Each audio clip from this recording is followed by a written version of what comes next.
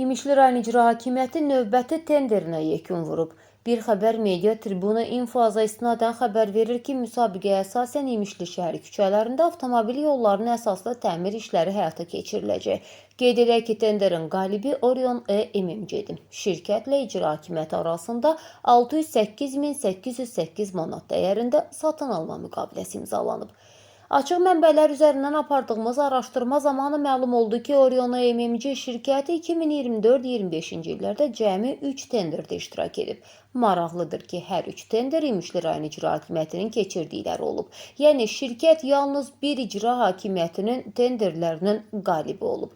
İqtisadiyyat Nazirliyi yanında Dövlət Vergi Xidmətinin reyestr məlumatlarına əsasən Orion MMC 10 dekabr 2003-cü ildə qeydiyyata alınıb. Nizamnamə kapitalı 1 milyon 730 manat olan şirkətin hüquqi ünvanı İmişli şəhəri Ziya Bünyadov küçəsi ev 8-də yerləşir. MMC-nin qanuni təmsilçisi isə Qasımov Mürsəl İsaoğludur. Açıq mənbələrdə şirkət və qanuni təmsilçisi haqqında isə heç bir məlumata rast gəlinmir. Bildirək ki, İmişli rayon icra hakimiyyətinin başçısı Elçin Rızayevdə o icra başçısı vəzifəsinə 21 may 2020-ci il tarixində təyin edilib.